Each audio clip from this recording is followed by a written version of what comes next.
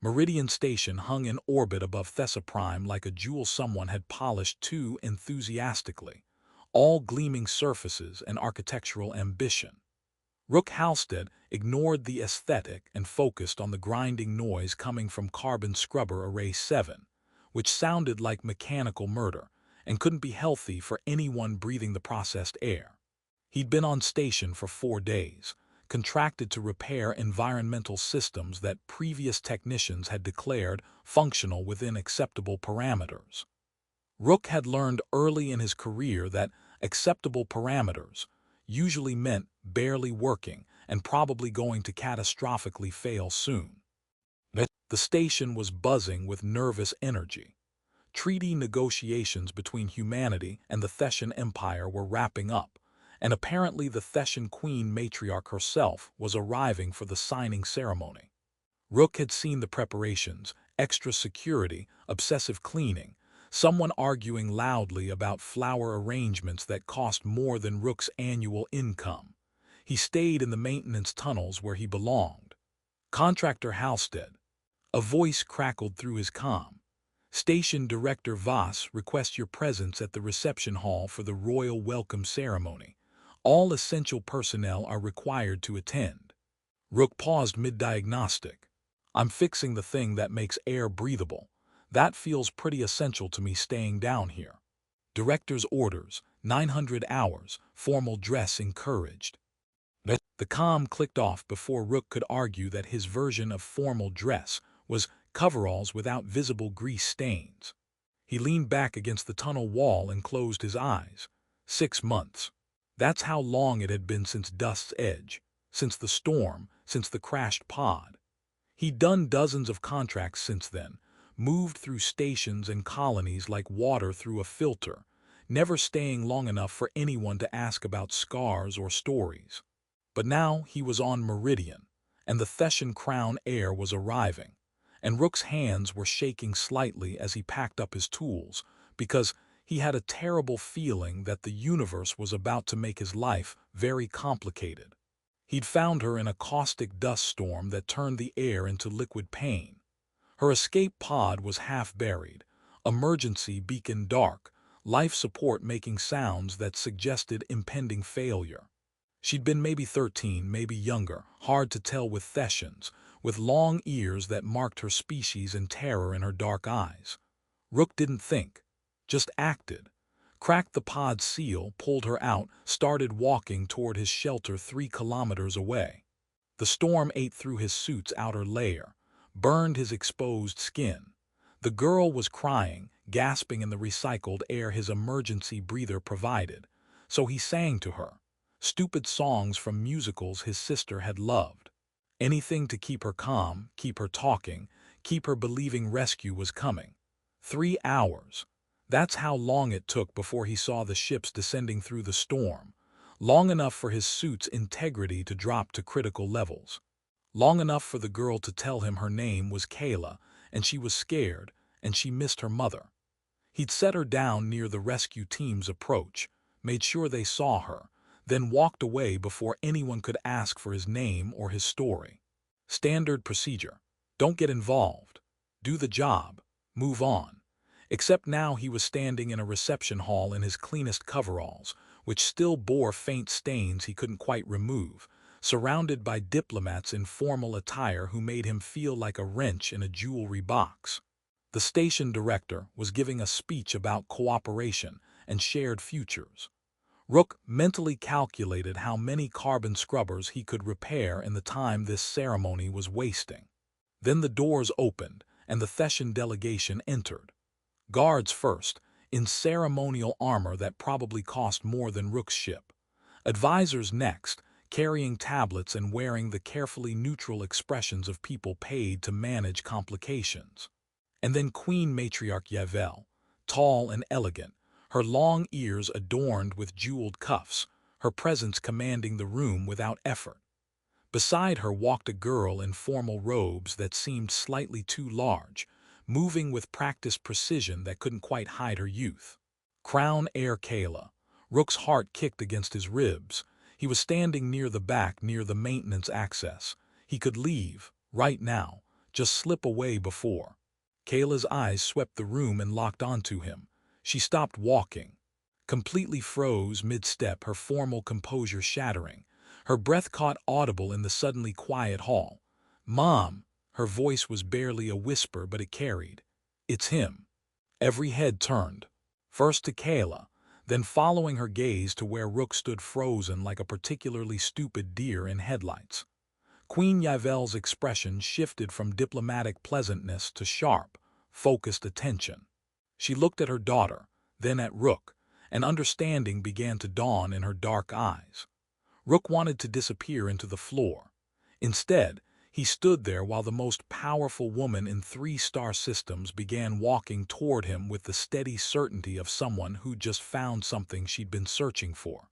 The reception hall erupted into controlled chaos. Guards moving to positions, advisors whispering urgently, the station director looking like someone had just rewritten the ceremony script in a language he didn't speak. Queen Yvel raised one hand, and silence fell like a blade. She walked toward Rook, not rushing, but with purpose, and her guards followed at a distance that suggested they weren't sure if this was a security situation or something else entirely. Rook calculated his escape route. The maintenance access was right behind him. He could vanish into the station's infrastructure, finish his contract remotely, be gone before. But Kaela was still staring at him with eyes that remembered terror and pain and a stranger who stayed. And Rook found he couldn't move. The Queen stopped 3 feet away, studying him with an intensity that felt like being read at the atomic level. "You," she said, voice carefully neutral. "You are the environmental contractor, Rook Halstead." It wasn't a question, but Rook nodded anyway. "Yes, ma'am, Your Majesty. I'm just here to fix the carbon scrubbers. I didn't mean to." He carried me. Kaela stepped forward despite the advisor trying to gently restrain her. Through the storm, his suit was burning, mine was failing, he didn't leave. Her voice cracked. He stayed until he saw the ships, then he was just gone. The Queen's expression didn't change, but something happened around her eyes, a depth of emotion held carefully in check. "We looked for you, after the rescue. My daughter could only describe you, human, male, scarred hands, kind voice. No name, no identification. The colony had no record of a contractor matching that description." "I completed my contract and moved on," Rook said, which was technically true and completely inadequate. "Standard procedure. Standard procedure." The Queen repeated the words like she was testing their weight. "Is it standard procedure to risk your life for a child you don't know? To carry her through conditions that melted your equipment? To ask for nothing in return?" Rook shifted uncomfortably. Every eye in the hall was on him. She was scared. Someone needed to help. That was enough. Was it? The Queen's tone wasn't accusatory, just genuinely curious. Because most beings require more motivation than someone was scared. They require incentive, reward, recognition. "I'm not most beings, I guess." "No," the Queen agreed quietly. "You are not."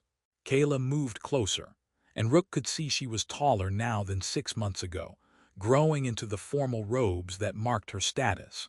"You sang," she said. "Human songs I didn't know. You said they were from something called musicals and they were silly, but they helped you not think about scary things." Rook's throat tightened. He barely remembered making that choice, just remembered trying to keep her calm, keep her talking, keep her believing help was coming. "You remembered that." "I remember everything." Kaela's voice was soft but firm. "I remember you said your suit would hold even though I could see it burning. I remember you said rescue was definitely coming even though you sounded worried. I remember you stayed when you could have saved yourself." "3 ships passed before you," an advisor added, his tone formal but his expression showing something like respect. "The Heir's pod registered them on sensors. They saw her beacon. They didn't stop." The words hit Rook like a physical blow. 3 ships. He'd assumed rescue was imminent, that someone would stop.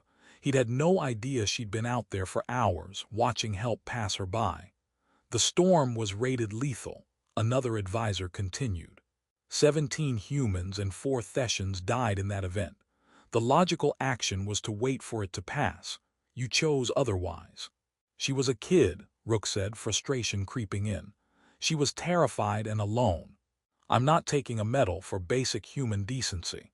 Then don't take it for decency, Queen Yavel said, and her voice had dropped its formal register. Take it because for 6 months I have wondered about the stranger who saved my child, who asked nothing, who vanished before I could even learn his name. She reached up and removed a jeweled cuff from her right ear, a deliberate, significant gesture that made her entire delegation inhale sharply.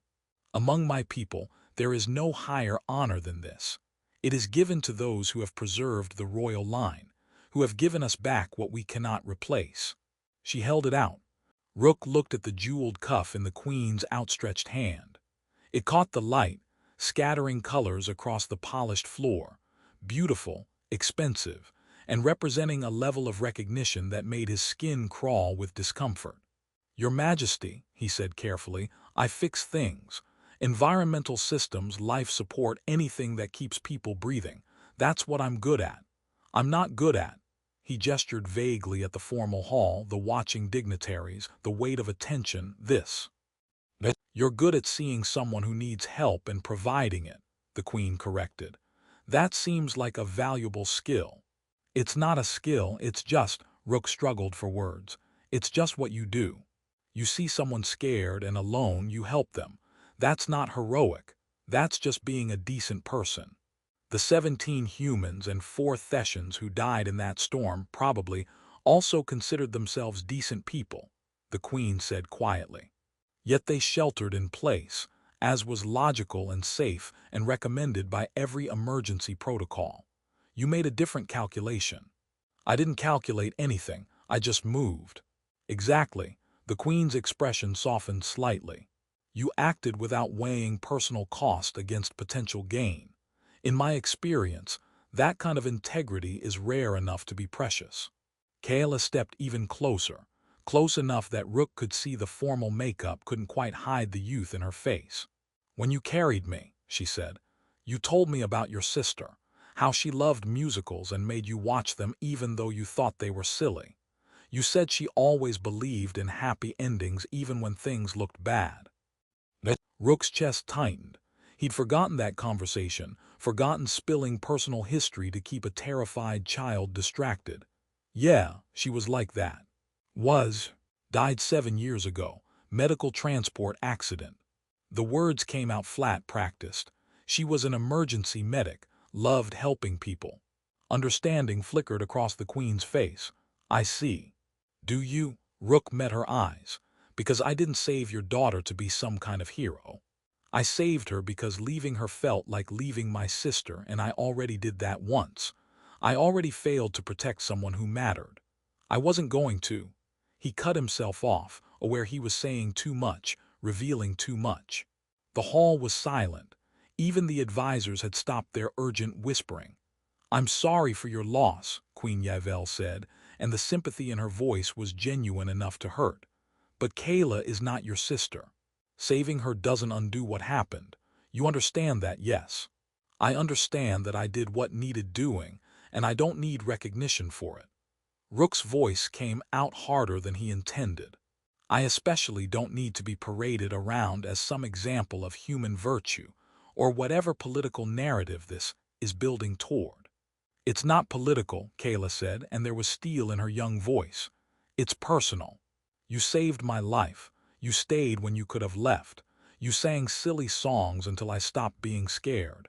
And then you disappeared before I could even say thank you. Her eyes were bright with unshed tears. Do you know how that feels? To owe someone your life and not even know their name. Rook's anger deflated like a punctured tire. I didn't want you to feel like you owed me anything. Too late.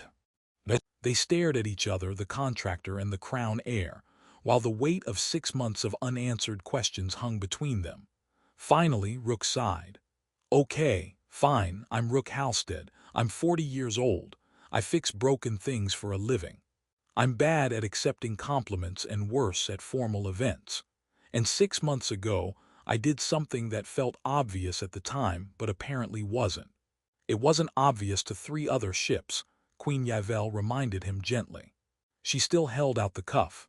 Please, let me give you this, not as payment, not as political theater, as a mother thanking the person who gave her back her child. Rook looked at Kaela, at the girl who'd been small and terrified, now standing tall in formal robes with her mother's strength showing through. He took the cuff. It was warm from the Queen's ear, surprisingly light and probably worth more than everything Rook owned combined. Thank you, Queen Yavel said, and the relief in her voice was palpable. For my daughter, for staying. For being the kind of person who doesn't calculate cost before offering help. People are going to make a big deal out of this, Rook warned. Yes. I hate big deals. I suspect you do. The Queen smiled, a genuine expression that transformed her formal features. But you'll endure it anyway, because enduring difficult things seems to be something you're good at. Kaela grinned suddenly. Can I hug him? Is that diplomatically acceptable? Before anyone could answer, she'd wrapped her arms around Rook in a hug that violated probably 17 protocols, and made several guards reach for weapons they didn't draw. Thank you, she whispered against his shoulder. For the songs, for staying, for carrying me home. Rook awkwardly patted her back, painfully aware of the Queen watching with an expression caught between amusement and deep emotion. You're welcome, kid. Try not to crash any more pods, yeah. I'll do my best. When Kaela stepped back, she was grinning through tears, and the Queen gently guided her back toward the formal delegation. But before she turned away, Yavel met Rook's eyes one more time. The galaxy measures worth in power and territory and treaties, she said quietly. But sometimes history changes because one ordinary person refuses to leave someone behind. Remember that, Rook Halstead. You've already changed mine.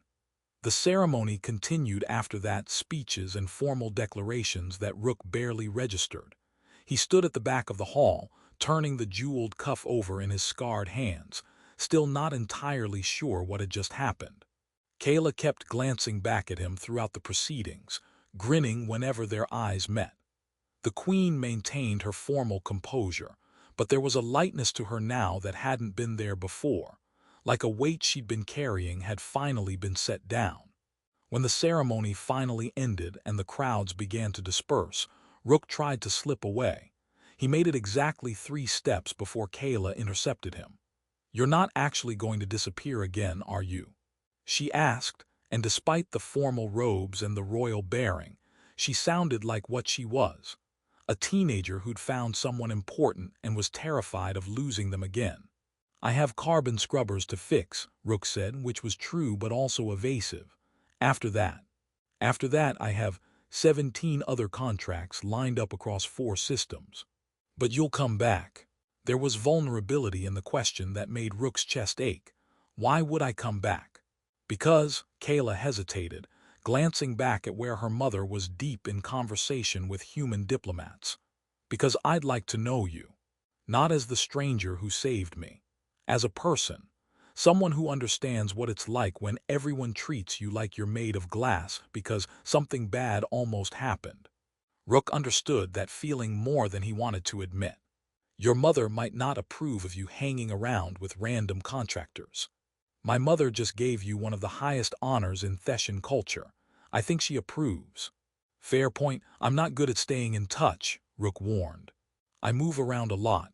I'm bad at communication. I'm basically a terrible friend. So we'll start with terrible and work our way up to mediocre. Kaela's grin was infectious. Besides, you already taught me all the words to Seasons of Love.